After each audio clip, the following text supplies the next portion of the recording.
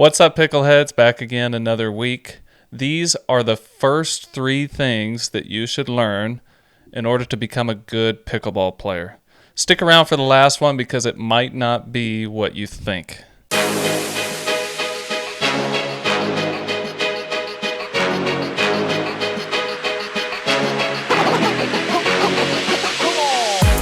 Let's go ahead and jump right into it here, Oz. First thing, number one, the first thing you should learn, regardless of what sport you're coming from, is the dink.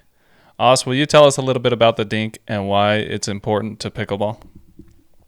Yeah, so what the dink is it's a really soft shot that you're hitting while you're up at the non-volley zone. And so you're hitting this soft shot and you're making it unattackable for your opponents, to where if they do choose to attack this soft shot that you've hit them, it's an easy put away for you.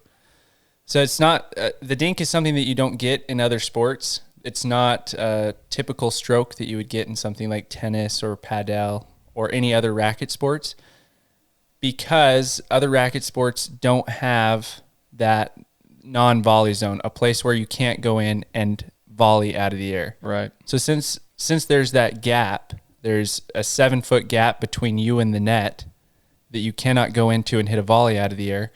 The dink keeps the balls unattackable. And many times I've been talking to people. In fact, just the other day I went out to lunch with one of my good buddies who does not play pickleball. Mm-hmm. He's like, dude, I'm watching these live streams of pickleball, and I just don't understand why they don't just hit the ball hard at each other. They're just, what is it that they're doing? Like, what is that thing that they're just, why are they doing it? But it's really because they can't hit the ball out of the air in there, so it's keeping that ball unattackable. If they choose to speed it up, they have to hit up because you're keeping the ball so low because there's a net in the way. So if they hit up, then you're just going to smack that ball back down their throat. And that's kind of how I was explaining it to him. And he's like, oh, that makes sense. And I'm like, yeah, that's why pickleball gets such a bad rap, is because it looks like so easy, but it's actually extremely challenging to hone in your dinks and then get offensive with your dinks and place your dinks in certain situations. So that's the reason for the dink, and that's what a dink is. Yeah, and if you want to progress in pickleball, you can't win by hitting the ball hard only. When I started out, same exact thing. I had the same thought. I'm like, I'm not going to start hitting the ball soft like these losers. I'm going to hit the ball through every single one of these people, and I'm going to win. And I found out very quickly that that's just not the case. And you can only go so far. Like, yeah, maybe you'll beat some old people here or there. I hate to say it that way, but or maybe you'll beat someone that's not experienced, hasn't played racket sports, or hasn't really been playing pickleball. But if you want to advance at all, you got to learn the dink, because like Austin said, the net is in the way, and you can't just kill every ball because it has to go up over the net before it can come down. And so the dink, you're stopping your opponents from attacking the ball, and then you're also trying to create a way for you to be able to attack the ball. So number one, learn that dink. Even if you think right now you've just started out, you think it's not necessary because you're smoking some other people, trust me, as you advance in levels, you're going to want to learn to dink. So that's why we put that on number one. I can't think of anything more important when it comes to learning the actual game of pickleball. Anything else to add on the dink, Oz? No, that's pretty much it. It's if you're giving your opponents unattackable balls, which there's no ball that isn't attackable, but you're going to be able to slam it. And let's say they do speed that ball up. They have to hit up, right? So if you get out of the way, it's going to go long anyway. So it's essential to learn how to dink so that you can play pickleball, because that kitchen and that net are your barriers to be able to set up your next shots to be able to put away. So it's just the whole kitchen game. It's like a chess match. You're dinking to set up an attackable shot. And that's the whole point of it. So it's not like you're just simply blocking it over the net, nice and simple. You're trying to hit it behind your opponents and stuff like that. And that obviously comes later after you learn how to hit just a basic dink consistently. Yeah, for sure. Okay, let's talk about number two, the second most essential shot that you should learn in pickleball. I'm gonna start this one out with a quick story. So when I first started playing pickleball, I have somewhat of a tennis background. I mean, what do I call my tennis background, Oz? A recreational tennis background? Like, never played in high school, never played in college, obviously, nothing like that. But I played for fun and a decent amount. I played quite a bit for, for a few years, for a stretch there. But so my experience, I mean, any experience that I brought to the pickleball court came from tennis, even though it's a recreational tennis background. Well, I remember playing tennis with you one time as a kid, and so me and Spencer have a 10-year gap between us. He's 10 years older, obviously. I'm way more handsome than you. I'm just kidding. But I remember playing tennis with you one time, and we went to some private courts, and you hopped over the fence. I don't know if you remember this, but they were locked.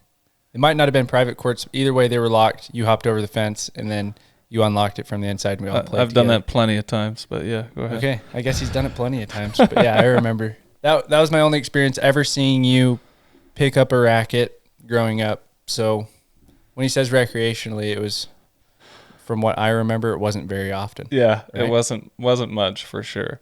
But still, my thought was, even from the little bit of tennis background that I do have, hit the ball hard. Put topspin on the ball and let's just beat this team down. And so I thought I was going to be able to do that coming right into pickleball. So hit it hard, hard, hard.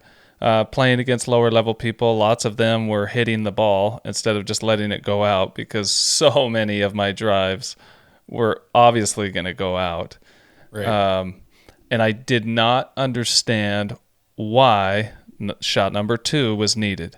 So most essential pickleball shot number 2 is the drop. You got to learn to drop in pickleball. And I like to think of the drop as a dink from a longer distance, because it kind of has the same purpose.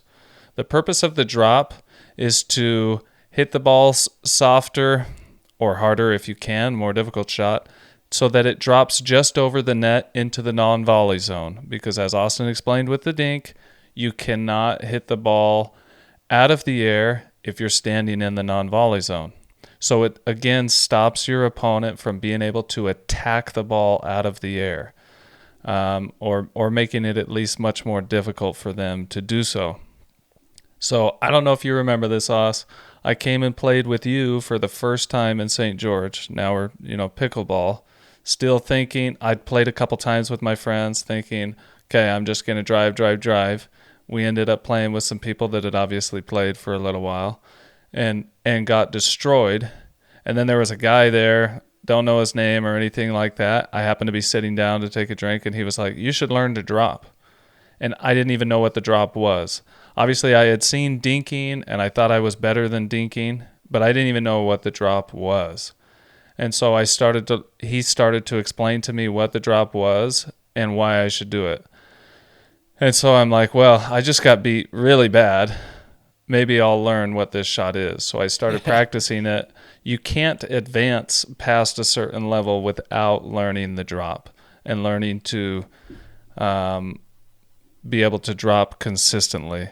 But what can you add to the drop, Oz? Why do you think that's an essential shot in pickleball? Yeah, so for the drop, you're obviously on the baseline. When you're hitting your first drop, you're just behind the baseline. And in pickleball, as we know, the third shot has to bounce. So that's why you have to hit a drop instead of just serving and volleying, right? Serving, running to the net, taking the volley out of the air. Good point.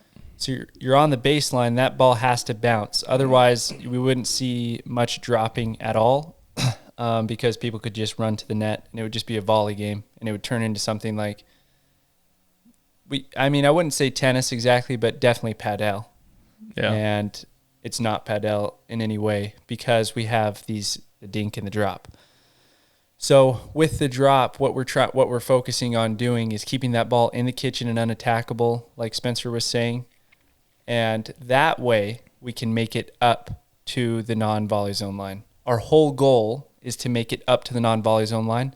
If we have a different goal in mind, then we're not going to win. If we're trying to just stay back, we're not going to win. The reason that we want to get up there as close to the net as possible is because all of our angles will open up the closer we get to the net.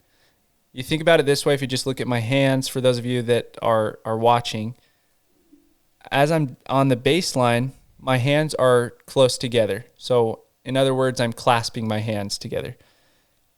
This is equivalent to my angles that I'm able to hit to when I'm on the baseline. As I come closer and closer to the net, my hands slowly open, and then my angles will grow bigger and bigger. The higher balls my opponents give me and the closer that I get to the net. So the point of the drop is to drop it into the kitchen, give them an unattackable ball so that you can transition, meaning move forward up to the non-volley zone. Oh, I love it. Perfect. And no, I'm glad you caught that too. I think some of the things that we learn in pickleball seem so obvious now, whereas in the beginning, that was something that we didn't know, I didn't understand or just didn't even realize was happening, like you explained. Like, you got to explain the double bounce rule to people. To me, it's locked in there. It's in my head.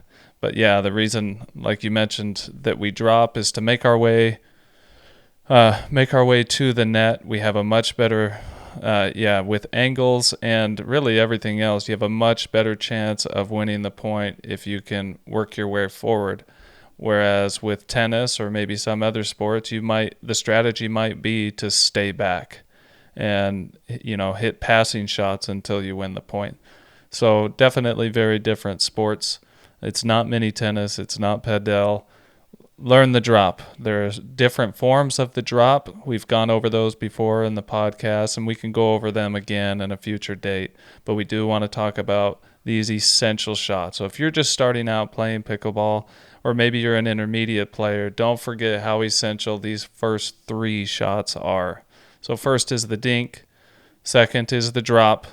All right, let's go over number 3. In our opinion, the third most important shot that you can learn in pickleball is the reset. I'll quickly explain what a reset is. Austin's much better than I am, and he can explain it in further detail. But this is a shot that you don't see very often in other sports like tennis. Like if someone is hitting the ball super hard in your direction in tennis, your job is going to be hitting the ball super hard back in their direction or to their side of the court. It's typically not, reset, meaning, I'm going to softly touch the ball this time and reset the ball into the kitchen. Whether that's out of the air or off the bounce. And the reason that we do that is to stop our opponent from being able to hit the ball at us so hard, because if we can keep that ball down, they have to hit up before they can go down because the net is in the way. So the reset is another crucial one specifically to pickleball that doesn't quite work in other sports, or you may not have heard about it in other sports.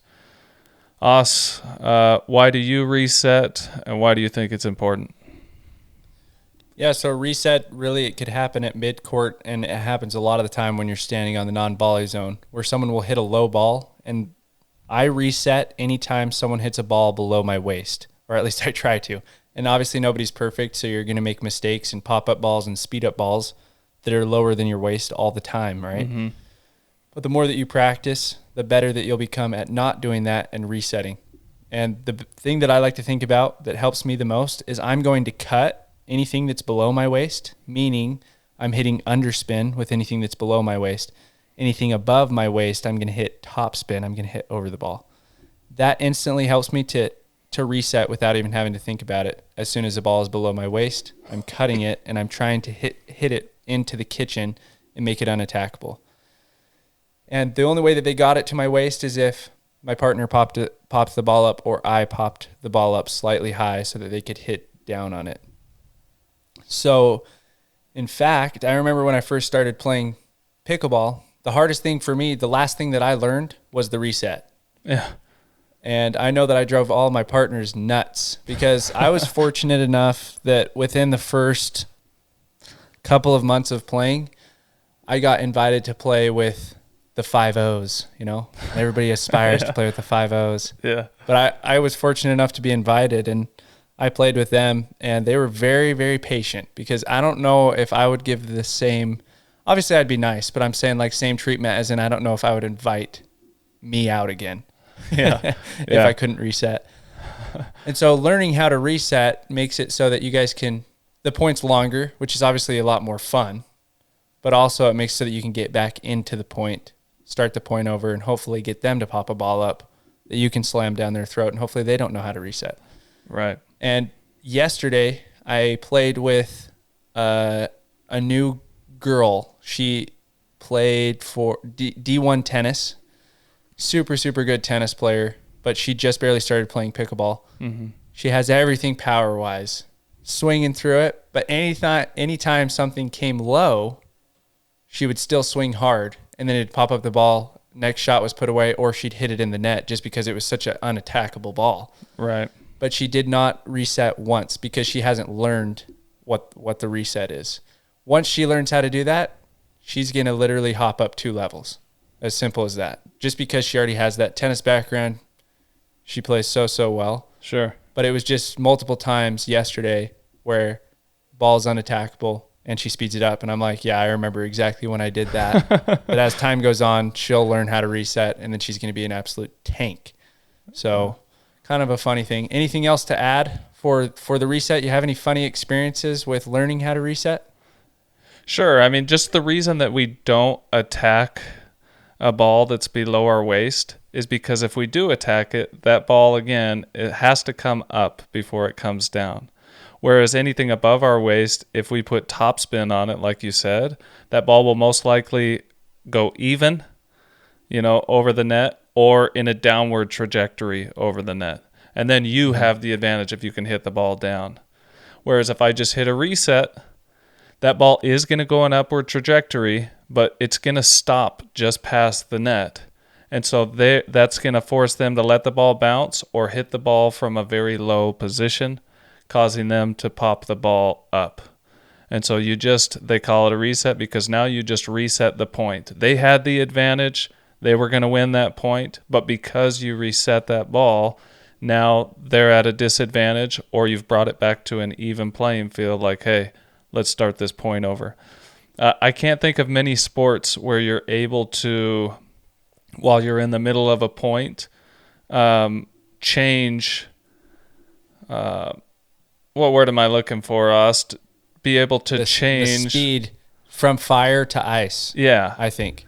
And so the only thing I can think about with this, the best way is like if I'm in transition in basketball, anyone familiar with basketball, and I have a breakaway and I'm going to go do a layup, I'm going to get to the hoop as fast as I can and then softly, let the ball go.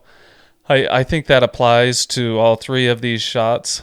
But in this instance, you're able to go from defense to offense like that or from a super hard ball to a super soft ball super fast, and you completely reset the point just because you hit that ball a little bit softer and they couldn't attack it. Exactly. So, and I was going to say, just remember that you have 4 options. Not 4 options, but you have 4 outcomes.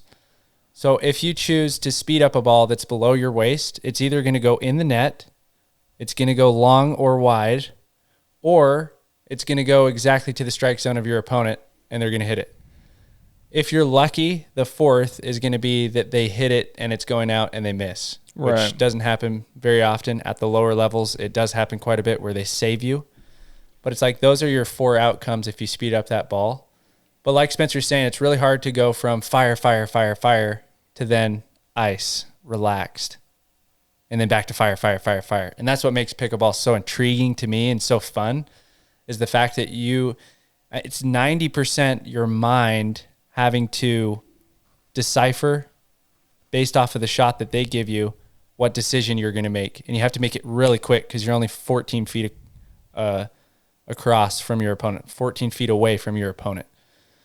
So you have to make that decision, okay, reset or speed up. And the best way to be able to make those decisions quickly in matches is like we've said many, many times before, is to drill. You have to get out there. And for those of you that don't know what drilling is, it's where you're going out with a partner. You're not playing in a match or anything like that. You're just hitting against each other and you're practicing shot after shot after shot after shot.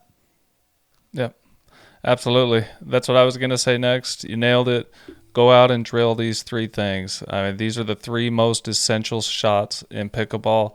If you want to advance in levels and if you want to advance quickly, you have to learn these 3 shots. You don't have to take my word for it. You can learn the hard way like I did and like Austin did. Or you can take what we've learned and apply it now, learn these 3 shots, and you'll advance faster. Anything else, Oz? One more thing, and this is for people that watch pickleball, but there's this pro that I've been watching this weekend. I think it's Nationals that's going on this weekend, right? Mm-hmm. Andre Daescu. I think he is so unfreaking believable. Yeah. In watching him, I watched his mixed matches. I was just watching after like the first game, I was like, I don't think he made one mistake during that entire game. One mistake, one pop-up, one unforced error, one miss. Could not freaking believe it.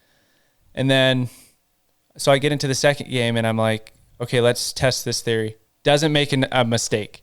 Wow. Nothing. And he's playing against Tyson and Catherine Parento, who's like, I think they were the 4th seed or something like that. Okay. Fantastic team.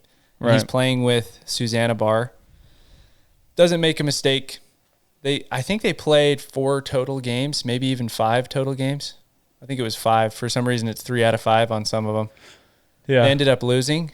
Dude did not make a mistake, and they lost. Yeah. But he didn't pop up a ball the whole time. Right. I'm sure he did, but not that I saw. No, he's definitely one of the most consistent players out there by far. He's unreal. I don't think I could say just because he's in the APP and he's dominating over there that he wouldn't do well in the PPA. I think you get him a good partner. Yeah. He didn't make a mistake. And of course it's mixed and his partner's hitting, 70% of the balls, but still it's like no misses at all. And so I was doing some research on him and he's always posting motivational quotes. Oh, yeah. I don't know if you've seen any of these, but I have. he's always some are funny and some are, yeah, go ahead. some are over the top. Yeah. But they help him. So they're like motivational quotes like, I don't know. I can't even think of one right now. All I know is my favorite ones, if you are prepared, you shall not fear. So making sure that you go into a match prepared and you'll excel.